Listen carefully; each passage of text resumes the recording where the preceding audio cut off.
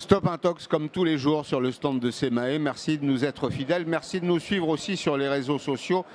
Certains extraits de ces émissions sont diffusés sur X, sur Instagram. Et puis vous pouvez nous suivre évidemment sur YouTube. Aujourd'hui, un sujet qui préoccupe tous les agriculteurs. Vous le savez sans doute si vous êtes professionnel, mais y compris quand vous êtes consommateur ou citoyen, on ne fait pas d'agriculture sans eau.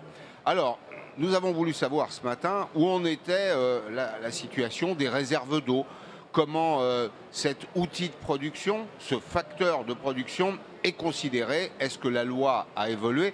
Et donc pour en parler, trois voix qui sont trois voix différentes les unes des autres, mais qui vont répondre à toutes ces questions. D'abord la voix du droit, avec vous, Maître Sylvain Pelletreau, merci d'être avec nous. Merci à vous. Vous allez faire le point sur la situation.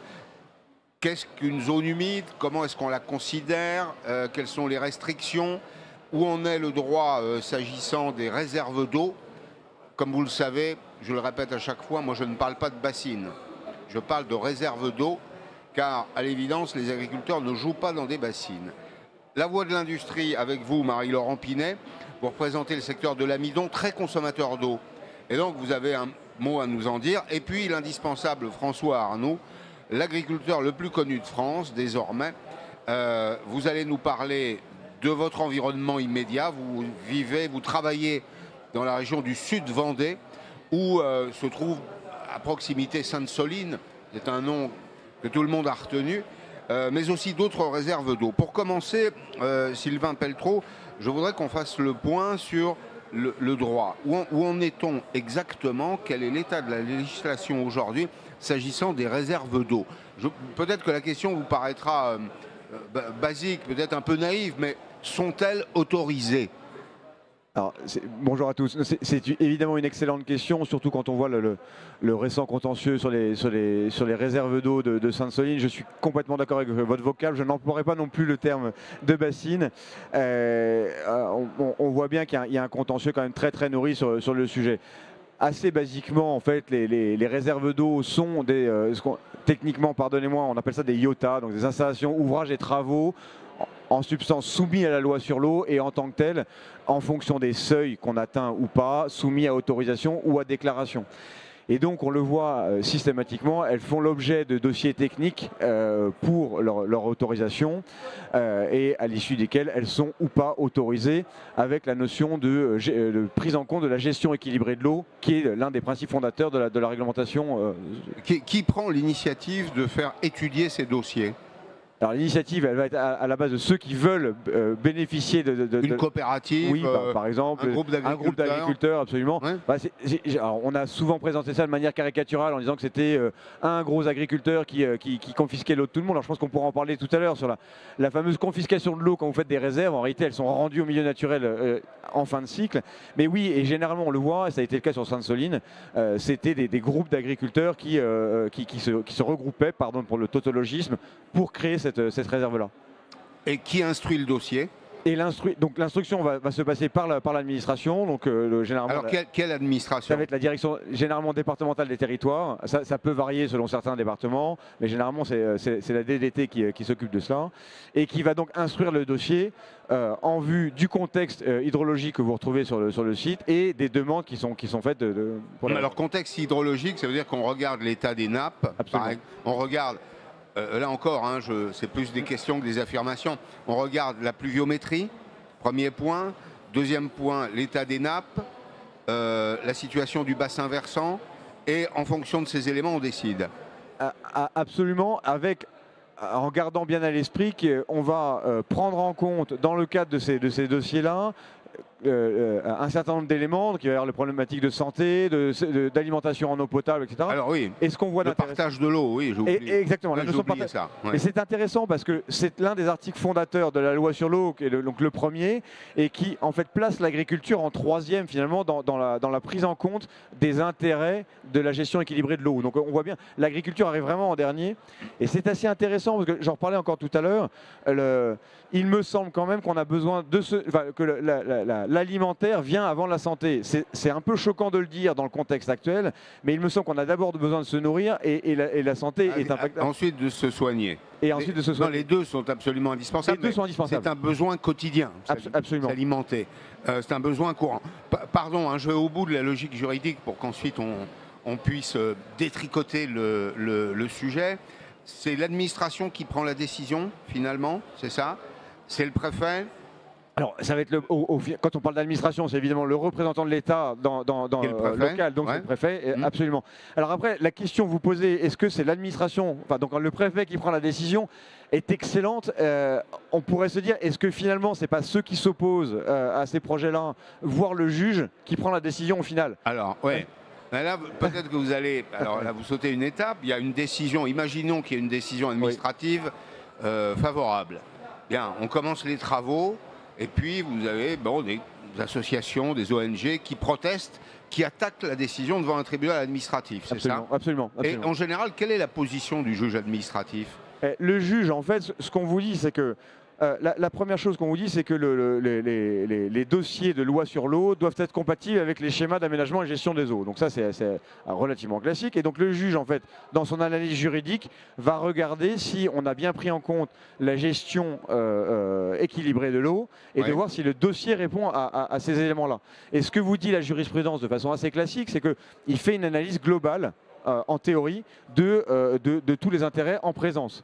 Et en réalité, ce dont on se rend compte, c'est que les juges, très souvent, vont sur des points de détail qui sont un petit peu surprenants quelquefois. J'avais noté de façon intéressante que les magistrats demandaient aux porteurs de projets de prendre en compte les effets prévisibles sur le changement climatique. Alors, on va du coup assez loin, si vous voulez, sur ces éléments-là.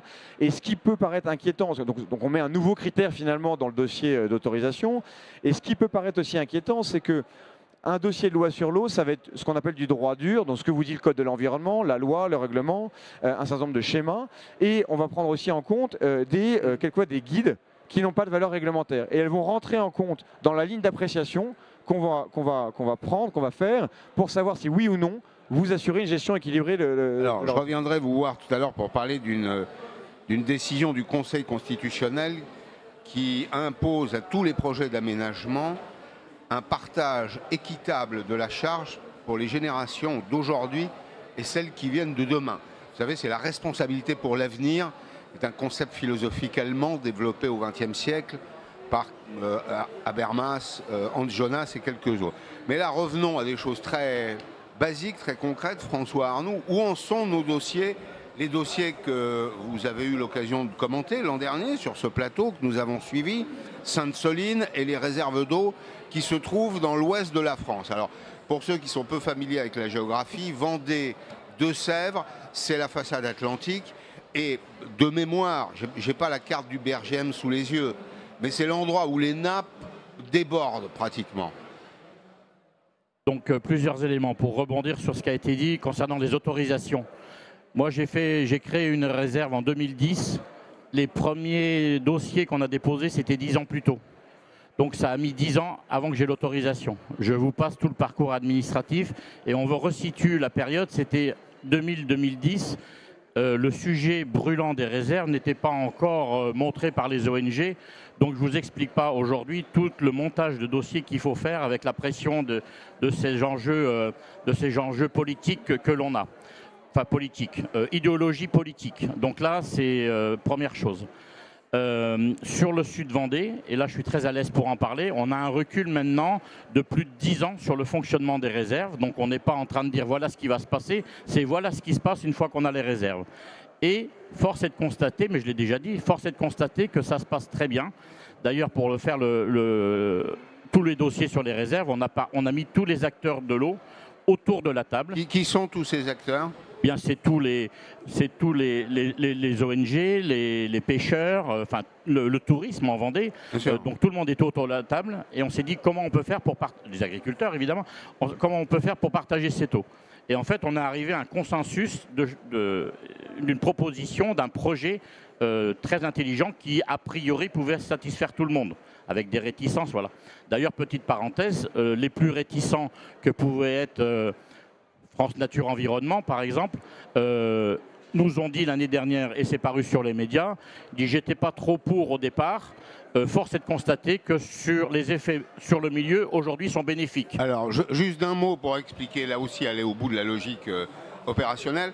Vous êtes autorisé à puiser de l'eau à une certaine période de l'année, c'est ça? Oui.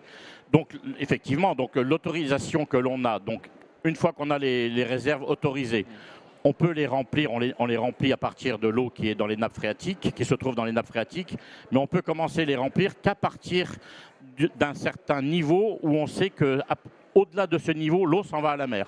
Donc c'est-à-dire que la bouteille est pleine, et à partir de ce moment-là, plutôt que de laisser partir l'eau, elle dit là maintenant on la retient parce qu'on sait que dans 3 mois, 6 mois, on va en avoir besoin. Donc il n'y a pas d'impact sur le milieu à ce moment, moins d'impact sur le milieu. Question là encore un peu naïve, est-ce qu'elle s'évapore? Alors, oui, elle s'évapore parce qu'elle est à l'air libre, sauf que nos détracteurs, je pense que plus c'est gros, plus ça passe, nous annoncent une évaporation de l'ordre de 30 à 40%. Non, c'est considérable, oui. Ils ont simplement rajouté un zéro de trop.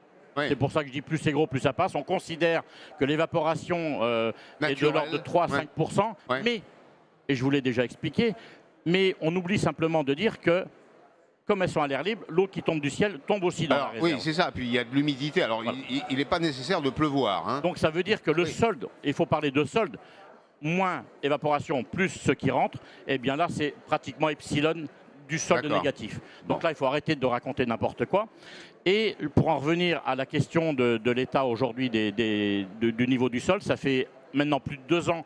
Ça va faire 2 ans qu'on a une pluviométrie excessive, c'est-à-dire que sur l'année 2023, à partir de l'automne 2023 jusqu'à aujourd'hui, on a doublé, on a une pluviométrie qui est plus du double d'une année normale. Bon. Donc c'est 10 milliards de mètres cubes qui s'en vont à la mer. Un mot, parce qu'on va revenir sur l'écoulement et l'explication de ce qu'est un bassin versant.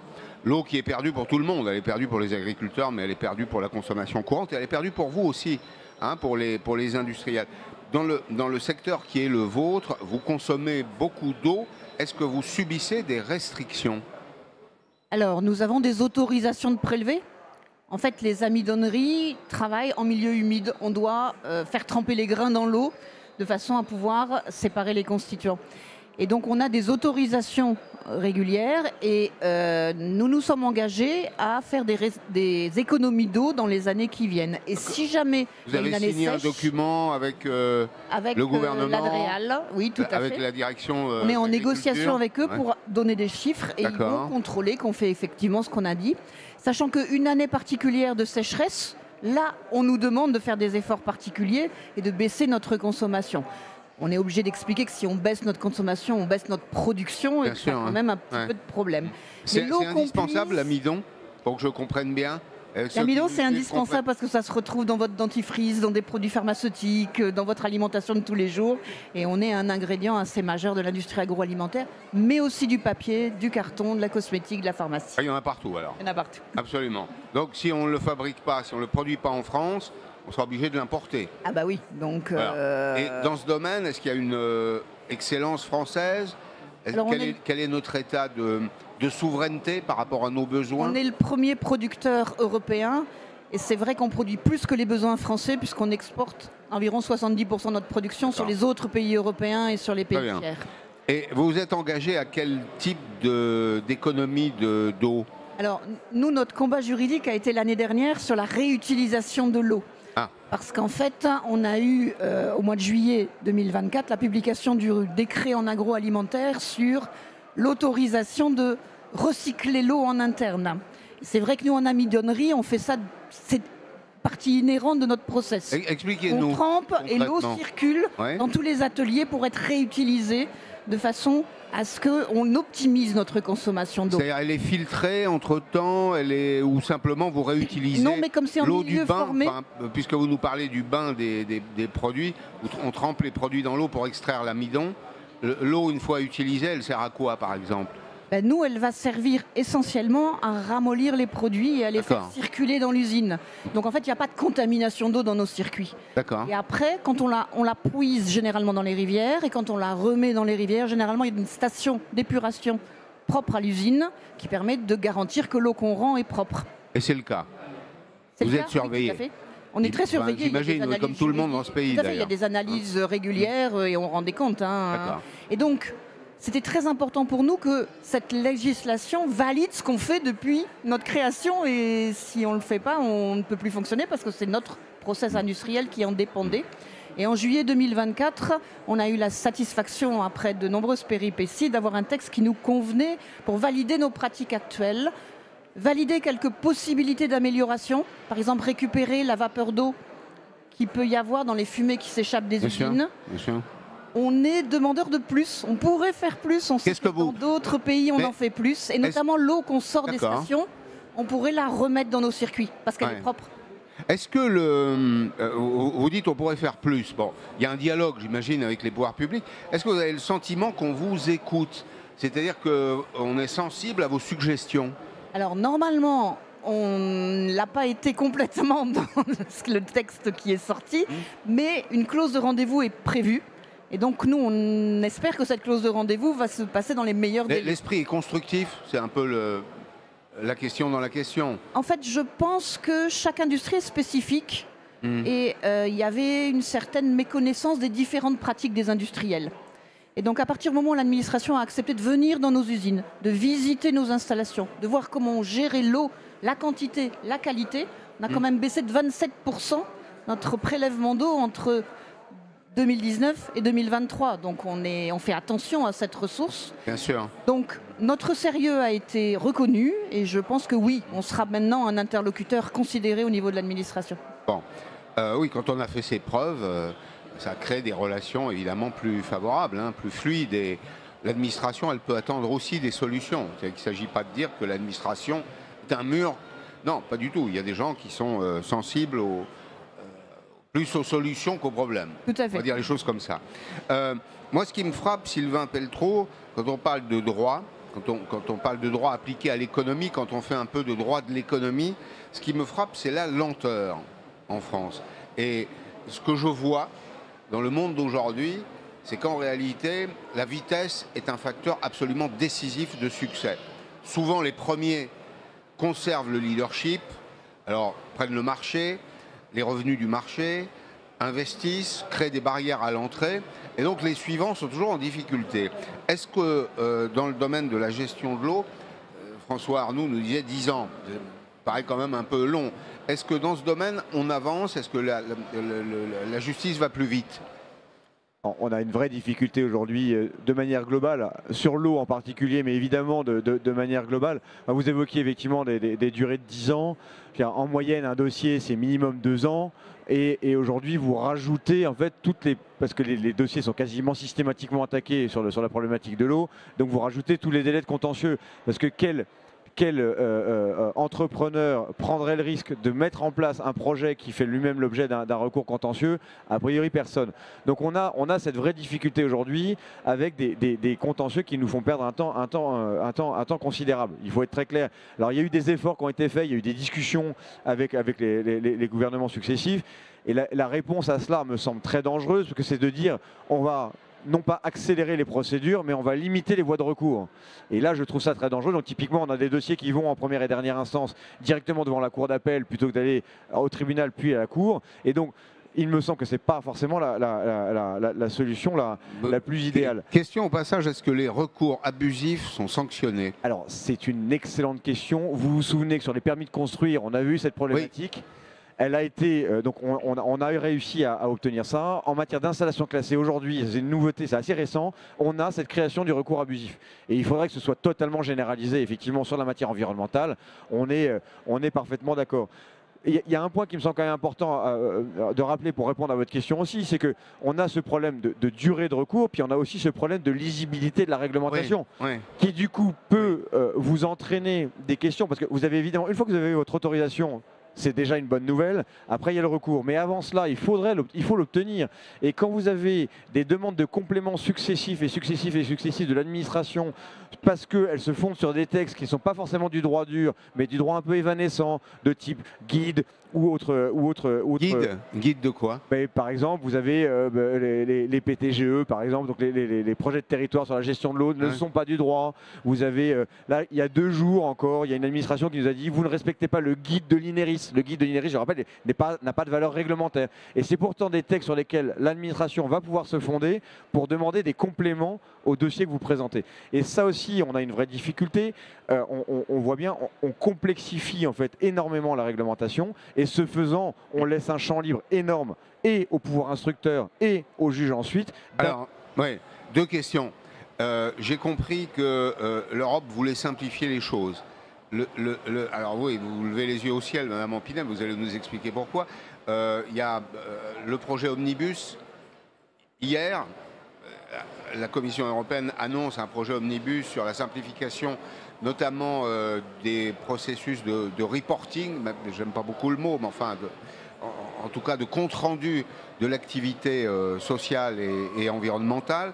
Deuxième élément, le pacte vert. Est-ce que le pacte vert, est-ce qu'on a dépassé le pacte vert et est-ce qu'on en revient à des choses plus simples? La difficulté d'une manière générale, en fait, c'est que pardon de cette expression un peu discussion de bistrot, mais on veut laver plus blanc que blanc. Donc on veut être les plus vertueux sur la problématique environnementale en ayant oublié qu'avant cela, on a des besoins fondamentaux. Enfin, c'est ce que je disais tout à l'heure. On rappelle le caractère, enfin, l'importance de l'aliment, l'importance de l'eau, etc. Et donc on oublie, en fait, quand on veut faire des réglementations environnementales très vertueuses, on oublie que derrière, d'autres ne le font peut-être pas. Donc en fait, on fait mécaniquement des pollutions importées. Enfin, c'est exactement ce qu'on fait. Quand vous empêchez une production locale et que vous en avez besoin sur votre territoire, vous l'importez. Et donc on a aujourd'hui, le revirement d'hier de la Commission était vraiment impressionnant. Il y a eu un autre point aussi donc on revient sur la CSRD avec le reporting, effectivement. Oui, les ESG, etc. Voilà. Oui. Il y a un autre point qui me bluffe aussi, c'est que la Commission veut interdire aux États de surtransposer. Oui. Et ça, c'est quand même une espèce de révolution absolument remarquable, surtout en France où on est très mauvais pour transposer les directives et quand on le fait, on surtranspose. Si je caricature évidemment. Donc ça, c'est un point qui est quand même absolument fondamental et il me semble que c'est un signal intéressant. Il faudra voir comment ce sera traduit dans les faits. Il ne faut pas nier l'importance de la protection de l'environnement, mais il ne faut pas sacrifier tout le reste pour protéger l'environnement. Vous avez levé les yeux au ciel tout à l'heure quand on parlait de simplification. Ce sont des effets d'annonce ou peut-être que d'ailleurs les projets ne sont pas encore traduits dans la réalité, mais ça va venir, non ? Non, mais je parlais surtout sur Omnibus ou sur la CSRD. On a eu une grande simplification en disant que le nombre d'entreprises concernées était moindre. Oui, il y a 85% des entreprises ne seront pas concernées en Europe. Mais malheureusement, pour celles qui restent, il n'y a pas beaucoup de simplification et d'allègement. Ouais. Et pourtant, enfin, je lis 35% d'applications, enfin, de contraintes administratives en moins. Vous attendez de voir. On n'a pas lu encore complètement le document, donc on va réserver la réponse. Mais pour le moment, on ne voit pas encore ce qu'on demandait, c'est-à-dire la cohérence entre toutes les réglementations, un nombre d'indicateurs qui diminue et qui soit quand même un peu moins élevé que les 1000 qu'on nous annonce aujourd'hui, et surtout quelque chose de fluide, de simple et qui laisse à l'entreprise la capacité de proposer les indicateurs qu'elle souhaite. Bien sûr, oui, tout à fait. Je reviens à vous, François Arnoux. Nous redescendons dans le Marais Poitevin avec vous.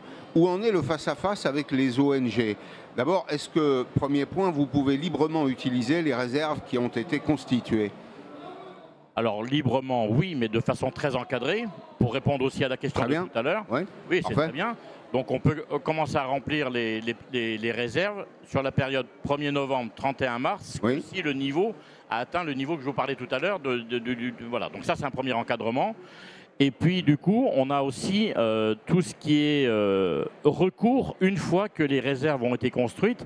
Et là, dans l'ensemble du Marais Poitevin, il nous tombe dessus depuis juillet dernier la fameuse autorisation unique pluriannuelle qui est remise en cause. Donc tous les 3 ans, en fait, on a une autorisation de volume pompé dans la nappe. Et en juillet dernier, suite à un recours des ONG détracteurs du projet, remettent en cause complètement le volume que l'on peut puiser dans la nappe durant l'hiver. Est-ce que quelqu'un contrôle? Alors c'est contrôlé. Par qui? Par tout ce qui est l'administration, donc des DDTM en particulier, organismes aussi de l'État. Et donc on a des compteurs sur chaque entrée de réserve, entrée-sortie. On a des compteurs qui sortent de nos forages. c'est au mètre cube près, hein, donc il n'y a pas d'ambiguïté. En plus, c'est connecté, donc voilà, tout est bien contrôlé. Non, mais c'est bien, ça veut dire que c'est transparent. C'est pas au doigt mouillé, quoi. Il n'y a pas, hein, il y a pas d'ambiguïté, c'est dans la transparence complète, et c'est le moins qu'on puisse dire. Et donc, on risque, alors qu'on a investi tous ensemble des millions d'euros sur la construction de ces réserves, eh bien, avec cette autorisation qui est remise en cause, suivant les secteurs, on pourrait perdre de 20 à 80% de possibilités de remplissage de ces réserves. C'est une conséquence directe de ce recours, alors que, là aussi, pour répondre à la question de tout à l'heure, avec la pluviométrie, on voit tous ces milliards de mètres cubes partent à la mer. Oui, alors c'est des milliards. Hein. Il faut parler en milliards de mètres cubes. Un bassin versant, c'est comme une cuvette. Et donc l'eau ruisselle, elle s'infiltre ou elle rejoint les cours d'eau. Les cours d'eau ce sont des fleuves côtiers ou des rivières qui vont se jeter en mer dans votre cas. Et donc l'eau, elle est définitivement perdue. Mais est-ce qu'il n'y a pas un consensus quand même autour de la consultation des cartes du BRGM quand on voit que les réserves sont en bleu marine, c'est-à-dire qu'on ne peut pas stocker plus. Pleines. Elles sont pleines, y compris vos adversaires vous disent quoi là? Ah mais ils s'assoient complètement dessus, c'est de la philosophie, c'est de l'idéologie, c'est de dire oui mais l'année prochaine peut-être qu'elles seront plus basses. Oui, enfin l'année prochaine c'est l'année prochaine, oui, bien sûr, le réchauffement climatique ainsi de suite, alors que c'est pas du tout ça. Il n'y a aucun bon sens, il n'y a aucun pragmatisme, on est dans l'idéologie et le pire c'est que on est donc en recours. Pour l'instant on a perdu les premiers appels. On marche sur la tête, quoi. Mais vous utilisez cette eau quand même. Aujourd'hui, il y a un petit progrès quand même. Alors, on l'utilise, mais on raisonne son utilisation. Ce n'est pas parce que notre réserve est pleine qu'on est obligé ou qu'on va se faire plaisir à la vider jusqu'au dernier mètre cube. On a aujourd'hui plein d'outils qui nous permettent en instantané de voir comment se comporte l'eau dans le sol et quels sont les besoins précis des plantes. Donc, on est vraiment dans une gestion très fine. Millimétrée. Millimétrée. Et ce que je voulais rajouter aussi, c'est que et tout le monde est d'accord là-dessus, les faits sont là, avec le recul qu'on a dans le Sud-Vendée, c'est que ces réserves nous ont permis de diversifier nos productions.